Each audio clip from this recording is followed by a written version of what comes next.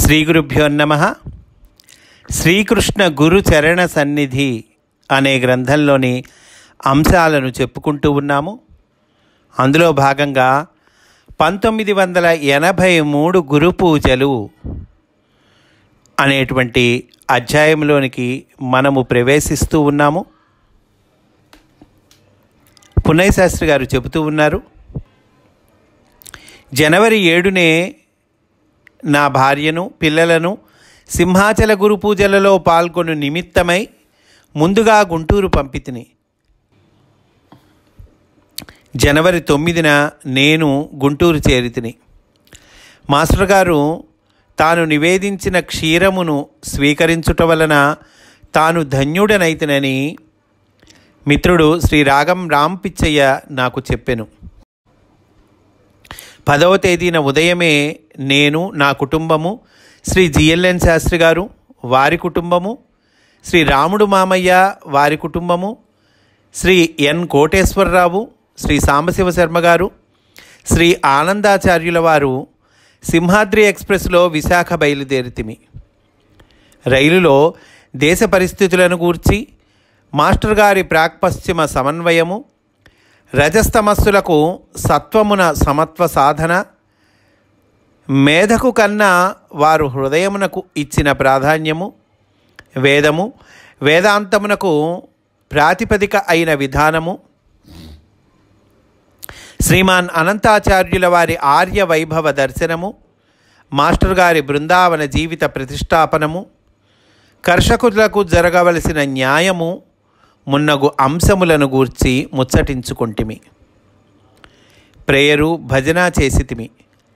దారిలో సోదరి చిలసౌ మీనాక్షి మాస్టర్ గారి దివ్య ప్రేమను గూర్చి నాకు సోదాహరణముగా కీర్తించుచు నన్ను ధన్యుని చేసినది. మేము సింహాచలము చేరునప్పటికీ రాత్రి 10:30 గంటలైనది. చిరంజీవి త్రినాథ్ మమ్ములను గొనిపోయి భోజనము ఏర్పాటు చేయించెను. ఇచ్చట ఒక విశేషమును ముచ్చటింపవలయును. సింహాచలము గురు పూజోత్సవముల సందర్భమున ఒక్కొక్క కేంద్రము నుండి అరుగుదెంచిన సోదర బృందమునకు 1 లేక 2 గదులు కేటాయింపబడినవి. మాస్టర్ గారు 10వ రోజు రాత్రి 11 గంటలకు అన్ని గదులలోనికి ప్రవేశించి సోదరులు అందరి యోగక్షేమములను విచారించుట, ఆవశ్యకమైన వారికి మందులు సలహాలను ఇచ్చుట, ఓదార్పులు పలుకుట, సౌకర్యములను సమకూర్చుట మున్నగు పనులు నెరవేర్చి స్నానమాచరించి వేదికపైకి వచ్చేడివారు. వారిని నేనును ఆయా గదులలో పూర్తిగా ఆనందముగా అనుగమించితిమి. నిద్రపోవుట లేదు. వారి సాన్నిధ్యము, ఆత్మీయతతో కూడిన వాత్సల్యము తమకు లభించుటచే ఎల్లరును ఆనందమునొందడివారు. ఎన్ని దినములు నిద్ర లేకుండినను, ఎంతగా పనిచేసినను శ్రీవారు అలసట ఎరుగరు. నిత్య నూతనోత్సాహముతో వేదికపై వెలుగుచూ విరాజిల్లెడివారు. వారి కుమారులు వంటకు సంబంధించిన కృషిలో దానికి తగిన దుస్తులు ధరించి కర్మయోగశీలురగుటయే గాని ఎన్నడూను వేదికపైకి రాలేదు. చూడండి, మాస్టరి కుమారులు వాళ్ళు కూడా మాస్టరి మార్గంలో ఎంత చక్కగా ఉన్నారో చిన్నప్పటి నుంచి అనేటువంటిది మనకి తెలియజేస్తున్నారండి. ఈ పేరా కూడా నిజంగా చాలా మన వర్గం వైపుకు ప్రోత్సహిస్తుందండి. ఏమంటున్నారు? వారి కుమారులు అంటే 1983 గురు పూజలు ఆ విశేషాలు చెప్తున్నారండి. వారి కుమారులు వంటకు సంబంధించిన కృషిలో దానికి తగిన దుస్తులు ధరించి కర్మయోగశీలురగుటయే కానీ ఎన్నడూను వేదికపైకి రాలేదు. సదస్సులలో ప్రాముఖ్యము వసంగబడలేదు. సదస్సులలో వాళ్ళకి ప్రాముఖ్యం కూడా ఇవ్వబడలేదుటండి. ఒకసారి వంటవారు రాలేదు. మాస్టర్ గారి ప్రోత్సాహమున వారి కుమారులు ఇతర సోదరులు కొందరు కలిసి 3,000 మందికి సరిపడు వంట నేర్పుగా రుచికరముగా గావించిరి. చూడండి, 3,000 మందికి వంట వండి పెట్టారటండి. ఎవరు? వారి కుమారులు, ఇతర సోదరులు. పైగా ఏదో చేసామన్నట్టు కాకుండా ఎట్లా చేశారట? నేర్పుగా రుచికరముగా గావించిరి. కుమారులను అంతర్యామి అర్చకులుగా శ్రీవారు తీర్చిదిద్దిరి. వారిని చూడ నాకెంతో ముచ్చట అయినది. నరునకు అధికార ధన వస్త్రాదులు గావు ఆభరణములు, గుణశీలములే కదా. మానవుడికి ఆభరణం ఏంటి? ధనము, వస్త్రము, ఆభరణములు ఇవి కాదండి మానవుడికి ఆభరణములు, గుణశీలములు అంటున్నారండి పున్నయ్య శాస్త్రి గారు. 1983 జనవరి 11వ తేదీన వేకువనే స్నానమాచరించితిమి. కొందరు సోదరులు వేడి నీళ్ళందించు వేడుకలో ఉత్సహించిరి. మాస్టర్ గారు ప్రేయరు గావించి గ్రేట్ ఇన్వొకేషన్ను దివ్యావాహనము గ్రేట్ ఇన్వొకేషన్ అంటే వాహనము అను ఆంగ్ల భాషలోనికి హృదయము నుండి పలికిరి. సర్వసమన్వయమూర్తి అగు అవతారమూర్తి యొక్క రాకకై తపించితిమి. గురుదేవులు తైత్తరీయోపనిషత్తును 1981 గురు పూజల నుండి వ్యాఖ్యానించుచుండిరి. 1983లో ఆనందవల్లిని కొనసాగించి భృగువల్లిని పూర్తి చేసిరి. యతో వాచోని వర్తంతే అప్రాప్య మనసా సహా మంత్రమును ఆనంద కక్షలను ఒక్కొక్క కక్ష దాటిన కొలది గర్వము, కోరికలచే దెబ్బతినకుండుట, సిద్ధుల ప్రాప్తిచే వంచింపబడకుండుట అను అంశములను 11వ తేదీ ఉదయము వివరించిరి. రుచిగా ఆకలి తీరుట, గొడ్డు గోద ఏర్పడుట, భూవసతి మున్నగునవి మానుషానందములు అనిరి. అవి కూడా నేటి సమాజమున కరవగుట మన జాతి కర్మ అని తపించిరి. మానవ జాతికి కనీస ఆవశ్యకములు తీరవలెనని వారి తపన. ఆర్థిక వ్యవస్థ, వ్యక్తి యొక్క సామాజిక బాధ్యత నిర్వహణ వీరిని తీర్చు దిశగా సాగవలెను కదా. శ్రీవారి సన్నిధిలో 1000 మంది పరబ్రహ్మమూర్తులుగా భాషించిరి. చిత్రమేమనగా ప్రయాణపు బడలిక వలననో, బద్ధకము వలననో, మాస్టర్ గారి మహిమ వలననో నాకు తెలియదు కానీ వారు ప్రసంగించిన సందర్భములలో నాకు నిద్రమత్తుగా ఉండేది. ఎంతో బాధపడి తిని, నేను అందించుచున్న విజ్ఞానమంతయు నీ ప్రజ్ఞ యొక్క లోపలి పొరలలోనికి ప్రవేశించుననియు, ఆవశ్యక సమయమున అది వెలికి వచ్చుననియు వారు నన్ను ఆశ్వాసించిరి. మాస్టర్ చెప్పారటండి, నేను అందిస్తున్న విజ్ఞానమంతా నీ ప్రజ్ఞ యొక్క లోపలి పొరల్లోకి ప్రవేశిస్తుంది, అవసరమైన సమయంలో అది బయటికి వస్తుంది అని మాస్టారు ఆశ్వాసించారు అంటున్నారు పున్నయ్య శాస్త్రి గారు. ఇప్పుడు వారి ఓదార్పు యథార్థ రూపము ధరించినది. 1981, 1982 గురు పూజలకు నేను రానేలేదు. 1983లో నిద్రలో తూగుచుంటిని. అయినను వారి ఉపనిషత్ ప్రసంగములను పుస్తక రూపమున కూర్పు చేయు పవిత్ర కార్యము శ్రీమాన్ అనంతకృష్ణ గారు నాకప్పచెప్పుట నా భాగ్యము. మరియు భక్తి ఛానల్ వారు తైత్తరీయ ఉపనిషత్తుపై, ఇతర ఉపనిషత్తులపై నా ప్రవచనములను వెలువరించుటయు శ్రీవారి సంకల్పము కాక మరేమి. శ్రీవారి ప్రవచన సందర్భమున బిడియము కొలది శ్రీమాన్ ఆనందాచార్యుల వారు, వారి ప్రక్కన నేను చివరి వరుసలో కూర్చుంటిమి. సభానంతరము ఆచార్యుల వారు, నేను ప్రాంగణము బయటికి వచ్చితిమి. ఎల్లరూ మాస్టర్ గారి చరణములకు నమస్కరించుచుండిరి. మాస్టర్ గారు తొందరగా వెలుపలకు వచ్చి ఆచార్యుల వారిని కలిసి పలుకరించిరి. తమ పరిష్వంగమున వారిని పొదివిరి. ఆపై వారికి తమ వద్ద గల ఒక సిగరెట్టును అందించిరి. ఆచార్యుల వారి బిడియమును పోగొట్టిరి. ఇరువురును పరిహాసోక్తులాడుచు కలిసి సిగరెట్టు స్వీకరించిరి. ఈ మనోహర దృశ్యము నన్నలరించినది. భక్తుడు భగవంతుని చేరుట కాక భగవంతుడే భక్తుని వద్దకు వచ్చుటను గమనించి తిని. మేధను, ధనమును, అధికారమును భగవానుడు కానీ మహాత్ములు కానీ పట్టించుకొనరు. ఈ వాక్యం మళ్ళోసారి చెప్పుకుందామండి. మేధను, ధనమును, అధికారమును భగవానుడు కానీ మహాత్ములు కానీ పట్టించుకొనరు. నిర్మల హృదయమును, ఆత్మసమర్పణమును మాత్రమే పరిగణింతురు కదా. ఆనందాచార్యుల వారి ఆనందమునకు మేరలేదు.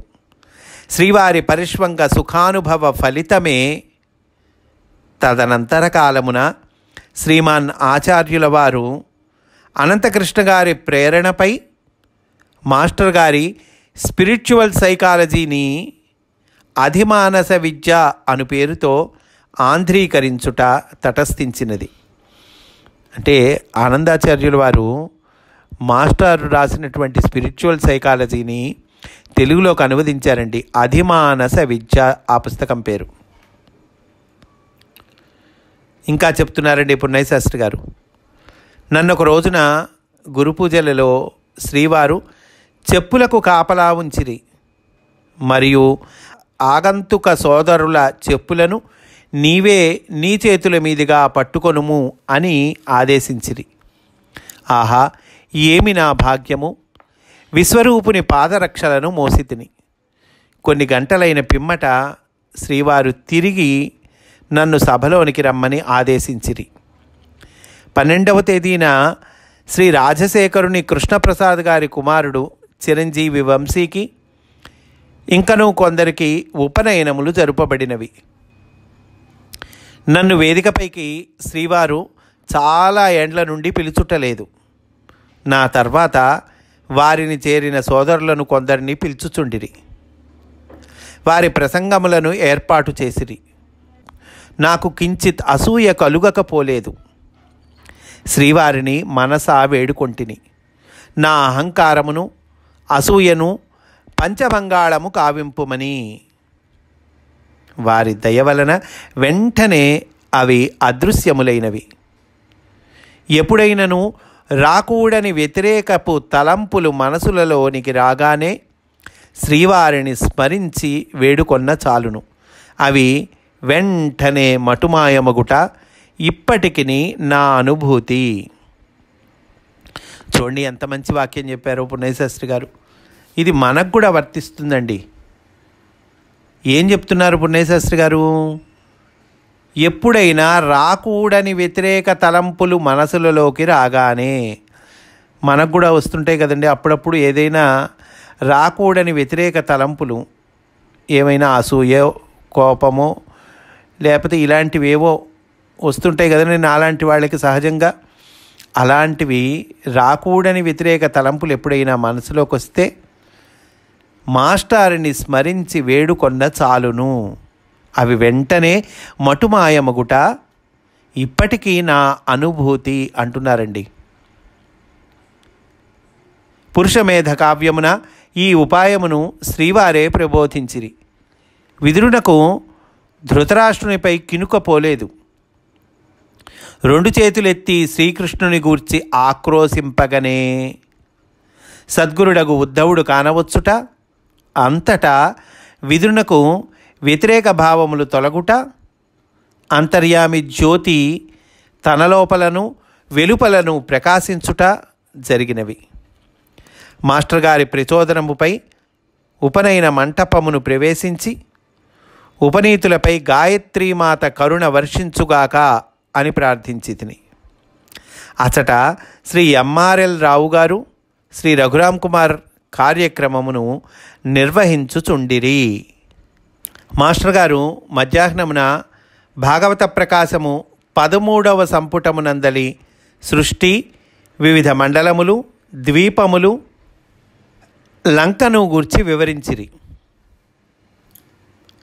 భారతీయుల అలసత్వమును ఖండించిరి. ఇదంతయు తమకు బ్లావట్స్కీ మాత కరుణించిన విజ్ఞానమే అని వినమ్రులై వెల్లడించిరి. వారి వినమ్రత, వినయము మనకి ఆదర్శములు. 4 ముక్కలు రాగానే విజ్ఞాన ఖనినని గర్వించుట ఎంతటి మౌఢ్యము! ఎంత తెలిసినను తెలియవలసినది ఎన్నో రెట్లు మిగిలియే ఉండును కదా. కావున ఆచరణము, ప్రవర్తనములే ప్రధానములు. కొందరు పాశ్చాత్య సోదరులు సాధనను గూర్చియు, మాస్టర్ గారి యొక్కయు అమ్మగారి యొక్కయు దివ్య ప్రేమను గూర్చియు మధురముగా వర్ణించిరి. మాస్టర్ గారు వామన కథలోని ఆంతర్యాన్ని తెలిపిరి. ఉపనయనమనగా 3వ కన్ను అని వివరించి సమాజమునందు ప్రేమ, సేవ లేని శుష్క జపతప పాండిత్యాదులను దులిపిరి. అంటే సమాజమందు ప్రేమ, సేవ ఉండాలండి. అవి లేకుండా ఊరికే జపము, తపము, పాండిత్యము అంటే అది తప్పు, అది కరెక్ట్ కాదంటున్నారు.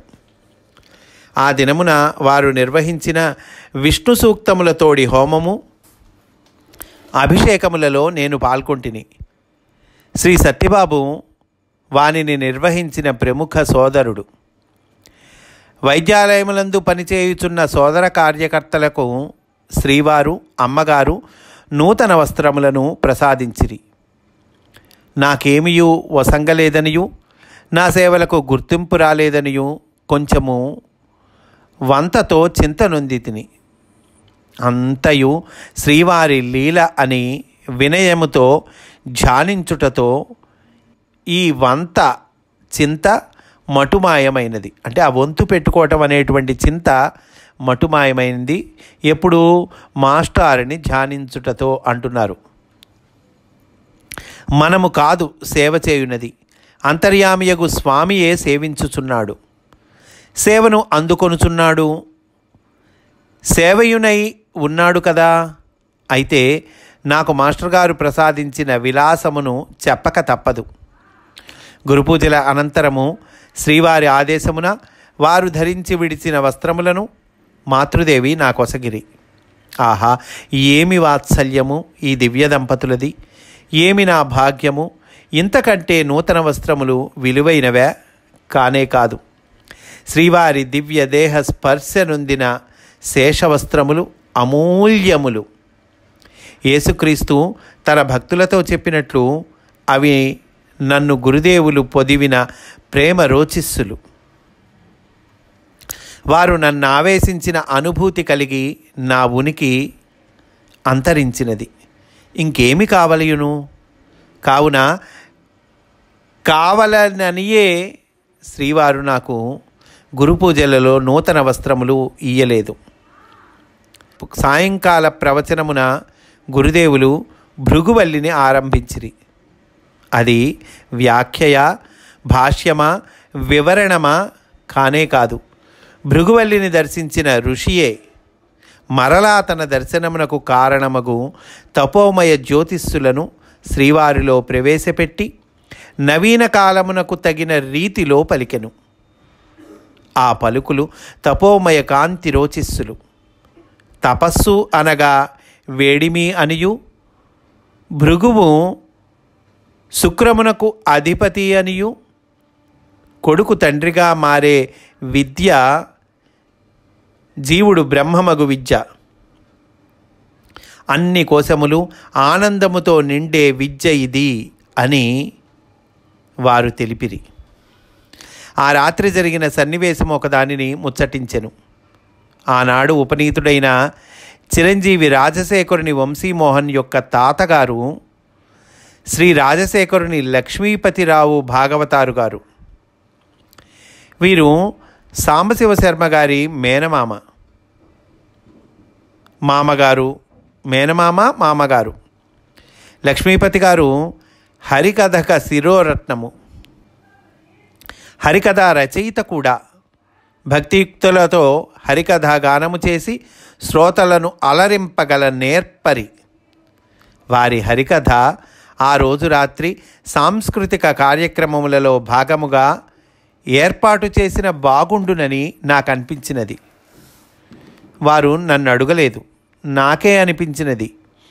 ప్రవచనానంతరము నేను వేదిక మీదకు వెళ్ళి నా ఉద్దేశమును మాస్టర్ గారికి నివేదించి లక్ష్మీపతిరావు గారి హరికథను ఏర్పాటు చేయుడని వేడితిని. ఇప్పటికే సాంస్కృతిక కార్యక్రమముల క్రమము నిర్ణయింపబడినది కావున ఇప్పుడు దీనిని ఏర్పాటు చేయుట పొసగదని వారు సమాధానించిరి. మామూలుగా 2 గంటలు పైగా హరికథా గానమునకు పట్టును. కానీ ఒక అరగంటలో వీరి హరికథా గానము పూర్తి అగునట్లు నేను చూచెదను. మిగిలిన కార్యక్రమములను దానిని బట్టి సర్దుబాటు చేయుడనియు నేను గురుదేవులకును వేడితిని. వారు కాదనక ఇట్లనిరి, సరే నాకిష్టమే, కానీ కార్యక్రమ నిర్వాహకులు శ్రీ జిఎల్ఎన్ శాస్త్రి గారు, వారి సమ్మతి కావలెను. వారితో మాటలాడి ఒప్పింప ప్రయత్నింపుము. శ్రీ శాస్త్రి గారి క్రమశిక్షణానుష్ఠానము నేను ఎరుగుదును. ఎట్లో మనసును సంభాళించుకొని నేను వేదికపై వేరొక వైపున ఉన్న శ్రీ శాస్త్రి గారిని సమీపించి నా విన్నపమును సమర్పించి తిని. వారికి హరికథాగానము ఇష్టమే, కానీ నిర్ణీత కార్యక్రమములలో సమయమును ఇప్పుడు మార్పు చేయుట వారికి క్రమశిక్షణకు భంగకరమనిపించి వారు నా విన్నపమునకు సమ్మతింపలేదు. నేను చేయునది లేక మరలా మాస్టర్ గారిని ఆశ్రయించి శాస్త్రి గారి అభిప్రాయమును వారికి తెలిపి తిని. ఇక నేనేమి చేయగలను అని గురుదేవులు బదులు పలికిరి. తమరే ఎట్లో శాస్త్రి గారికి నచ్చచెప్పి ఈ కార్యక్రమమును ఒక అరగంట ఏర్పాటు చేయుచుండు అని నేను వారిని బ్రతిమిలాడితిని. వారు నవ్వుచు అట్లే అని శాస్త్రి గారికి నచ్చజెప్పి ఈ కార్యక్రమమునకు వారిని ఒప్పించిరి. శ్రీవారి క్రమశిక్షణ పాలనము, తామొకరికొక బాధ్యత అప్పజెప్పిన తర్వాత తాము వారి మాటను కాదనకుండుట, నచ్చచెప్పుట తెలియనగును. శ్రీ శాస్త్రి గారిని వారు ఆదేశింపలేదు. వారికి నచ్చజెప్పి ఒప్పించిరని మరువరాదు. ఇదంతయు వారి ఆదర్శ జీవనము, లీలా విభూతియు. శ్రీ లక్ష్మీపతిరావు భాగవతారు గారు 40 నిమిషముల పాటు ధారాపాతముగా భక్త కుచేల హరికథను గానము చేసిరి. మధురముగా సాగినది. మాస్టర్ గారి సన్నిధిలో గానము చేయుట, వారి చేతుల మీదుగా బహూకరణమునందుకొనుట తమ భాగ్యముగా భావించిన లక్ష్మీపతిరావు గారు వేదికపై శ్రీవారి చరణారవిందములకు మోకరిల్లిరి. వేదిక నుండి దిగివచ్చిన పిమ్మట నా వద్దకు వచ్చి, ఇదంతయు మీరు చేసిన కృషియే అని కృతజ్ఞత ప్రకటించిరి.